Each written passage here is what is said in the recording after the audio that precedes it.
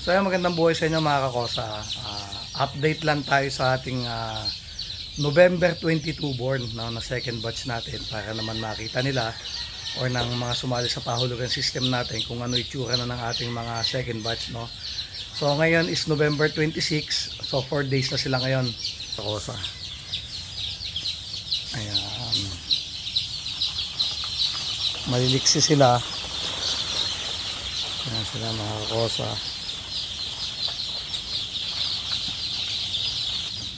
So ayan sila mga kakosa, 4 days. Ayan. Bali ito mga kakosa 522. So may nabawas na tayo mga kakosa ang dalawa, kaya 520 na lang to mga kakosa. Ayan. Hindi naman kasi mga kakosa nawawala yun, kasi sa isang pisa minsan may mahina talaga. So nabawasan sila ng dalawa. Ayan. Tapos mga kakosa, grabe ang ulanan ngayon dito sa atin sa Candelaria, Quezon. Ngayon lang tumila, pero pero medyo maano pa din, medyo makulimlim. Ayan mga kakosa. Ayan, nakakatuwang tignan. Ngayon iba na sila, malalakas na talaga. Ayan, walang naiiwan. So okay sila. Bali ngayon nalabas na muna tayo dito at para hindi sila mabugaw na mabugaw.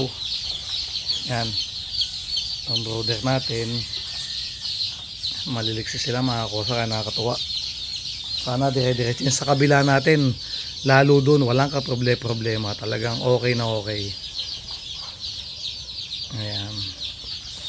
Doon kasi sa kabila ako mga kakosa, sa pagbaba ko pa lang ng sisiw ko doon, talagang walang nabawas eh. May nabawas dong isa pero tinakwa sa puwet. Yung 2 days ago, wasak na wasak ang puwet niya. Ito ngayon, talagang masasabi natin okay din to mga to. Sana dire-diretso silang ganyan. Ayan. Ayan, para makita nyo tumatakbo sila. Nakakatuwa. Malabas na tayo. At nabubugaw sila ng gusto, may stress. Ayan mga kakosa, kalilinis lang nito na Kendall kanina, madumi na uli dahil katurong-tong ko. Yan, huwag sa inyo mawawala yung pang-disinfectant bago pumasok. At ito ang ating first batch. Ayan mga kakosa, liliksi ang ating mga sisiw.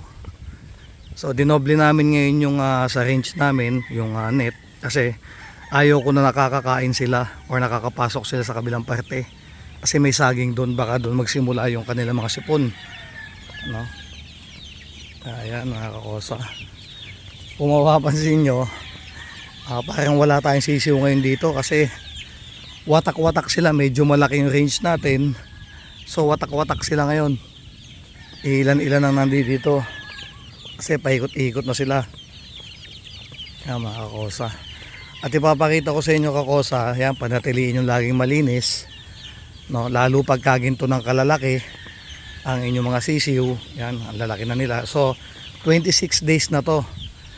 Pag nag 30 days sila, pupurgahin natin sila, no? Ito katatapos lang linisin ng mga bata natin. Ayan, dinisinfectant din to mga kakosa. Yan, kung mapapansin nyo, basa pa, no? Basa pa yan.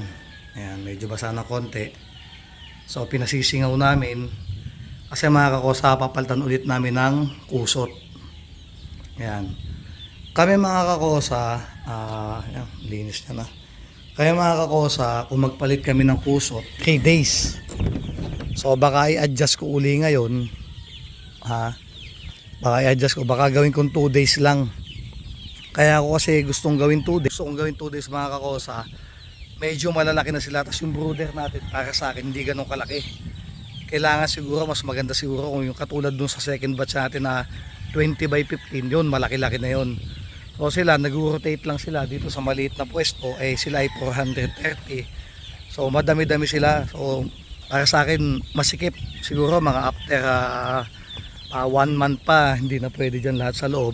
So gagawa namin ng paraan na buksan ng gilid, bubuksan namin ng gilid niyan, or magdadagdag pa kami ng konti para mapalaki namin. Kasi kung maliit yung pwesto mo sa loob at malalaki na yung mga sisiw mo, mabilis yan dumumi or magkaamoy. Kaya syempre yung amoy ng yung mapanghe na nandun ihi nila tsaka dumi, hindi maganda yung sa kalusugan ng sisiw. Kaya kami mga kakosa, medyo stricto kami. Dahil kasi hindi naman natin mape-perfect ang breeding dahil wala man nakaka-perfect niyan. Sisikapin natin na mas mapaayos sila ng maayos. At yan mga kakosa, about sa pahulugan system natin. Ngayon is November 26. So mga kakosa, titigil na tayo ng December 20. No, December 20 mga kakosa, sa mga makakapanood nito, humabol na kayo kung hahabol kayo. December 20, cut off na kaming kumuha ng order. Yan Maraming salamat po sa patuloy na pagsuporta sa aming team dahil napakadami po talaga mga kakosa na nagtiwala sa akin or sa aming team na mga bumili ng mga trayo nila. No? Ito ulitin ko yung sistema natin sa ating pahulugan system, no, para hindi uli kayo doon sa mga bagong makakapanood. Mga kakosa, dito sa amin, pag bumili kayo ng trayo, pwedeng mix. For example, golden boy ang lalaki, Gilmore ang babae, puti ang isang babae pa, no? Pwede yun. At ang sa amin po mga kakosa, ang aming pahulugan system ay napakadali or sa inyo, maaliwala sa inyo. Bakit? Hindi tayo naghahangad na hulugan nyo ako weekly, hindi tayo naghahangad na hulugan nyo kami every quincenas katapusan. Ang sa amin, lahat ng pabor ibibigay po namin sa inyo. Bakit po? Kung kailan lang kayo luwag, for example, nag-down kayo ng minimum 500, pwede nyo nang bayadan yun mga kakosa kahit sa release na. Hindi ako naghihintay na bayadan nyo ako weekly o katapusan. Hindi po. Kung kailan lang kayo maluwag, maghulog po kayo. At ito po ang isang sa pinaka-importante. Hindi po refundable ang ating pahulugan system. For example, nakapag-down ka na ng 500 tapos nakapaghulog ka pa, tapos nagka-emergency ka, hindi po refundable yon. Ang isa lang po may tutulong ni kakosa ito. For example, hindi nyo na ipagpatuloy dahil nagka-emergency. Next year mga kakosa, pwede nyo ipagpatuloy. No? Bakit nakapaghulog kayo 2,000 at di nyo na kayang ipagpatuloy ngayon? Sa isang taon mga kakosa, ipagpatuloy nyo yung 2,000 nyo mga kakosa, hindi po nawala yun. Ayan. Tapos mga kakosa, ang price ng ating 4 months old is 12K. Ang ating ready to breed mga kakosa, 24K. Sa madalit sabi, 6,000 ang broodstag na 4 months at 3,000 naman ang pulet na 4 months. At 12,000 ang ating broodstag na ready to breed, 6K naman ang ating pulet na ready to breed. Yan mga kakosa. Dito sa atin mga kakosa, para sa akin affordable price yung ating presyo para sa mga backyard breeder, syempre, at sa aking mga minamahal na OFW dahil dyan tayo nang galing So alam natin yung proseso ng pagiging OFW. Dahil yung mga OFW, mahalaga sa kanila yung oras Ba't mo nasabing mahalaga yung oras? No, dahil syempre, Sabado at Linggo lang yung nakakapagpahinga. Yung iba nga minsan, Linggo lang. Dati kami, nung kami mag-asawa, kahit Linggo nagtatrabaho kami. Kasi sa amin naman, ang sa isip ko noon, wala naman kaming anak noon dahil nasa Pilipinas. Kaya nagtatrabaho din kami ng Linggo. So ramdam ko kayo mga OFW, kaya mahal na mahal ko kayo. At umasa kayo na dito sa aming farm na makukuha nyo is napakaayos na materyales at hindi po ako nagbibigay ng payat naman o singke. No? Kaya po mga kakosa, hindi ako kumuha ng sobrang daming order kahit libo ang aming gustong ipalabas dahil mga kakosa, gusto ko talaga the best of the best ang makuha nyo sa aming farm. No, yan. At sa lahat ng ayaw ko, ang iniingatan ko talaga yung masira ang pangalan ko dahil kasi ito lang ang meron ako.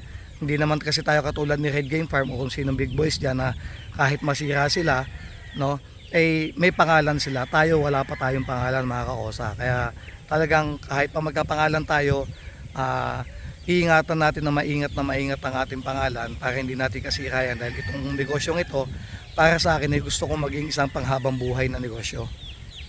Ayan, at birthday ko ngayong this coming December 31 mga kakosa. Yung mga gustong pumunta kayo sa farm ko para naman makapagkwentuhan tayo at makakain din kayo, no?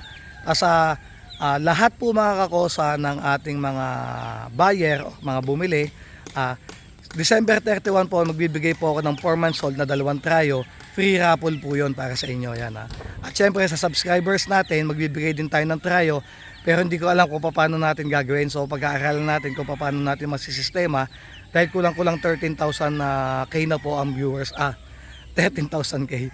13,000 na po ang ating viewers. Ano po? Kaya pag-aaralan natin kung paano natin magagawa ng paraan niya, mga kakosa. Ayan. Maraming salamat po sa inyo, mga kakosa, at sobra po talaga ako nagpapasalamat sa inyo dahil napakadami na po sumusuporta sa aming team or sa aking farm. At sana po next year mas dumami pa kayo, at sana mabigyan ko kayo ng maayos na materyales, no, na lalong ikasa sa inyo, at pwede nyo ako ibato or i-recommenda sa mga iba nyo pa mga kaibigan. Yan mga kakosa, ito nagbabalikan nyo kaibigan. Siyempre shoutout naman tayo kay Sir Mariano Bernedo, kay Randy C, kay Raikin GF, Boyet Aseyel, Mark Makuya, Pepe Jose Labe, Jay Navarro, Ramon Bandera, Sid Cruz, Leonardo Taldo, Oscar Roque, Alvin Rinquilla, Jam Coloma, Jerome Casimina, Ronald Balat, Ernie Ginto from Olongapo City, Denmark from Milan, Italy. Ciao po sa inyo, boss. Boss Leslie Ordilia Diaz from Baler, Aurora. Yan. Doon sa ibang mga nagpapa-shoutout mga kosa, hindi ko talaga totally makita lahat ng mga kasi kung mapapansin nyo mga kosa, minsanan lang naman talaga ako mag-upload ng video, no. Kumbaga patawarin nyo ako dahil doon sa ibang mga nalalampasan na gusto magpa-shoutout, ano po. At syempre shoutout sa aking kaibigan na kay EM Kowa Kawa Game Farm na patuloy na pag-sponsor sa aming team. At syempre SMA Game Farm, yan, abangan yung Hurricane dahil ginagamit ko na, okay naman yung Hurricane na yon, at affordable price, no, 540 lang ata yun, ginagamit ko ngayon. At sana subukan nyo din dahil wala namang masamang subukan.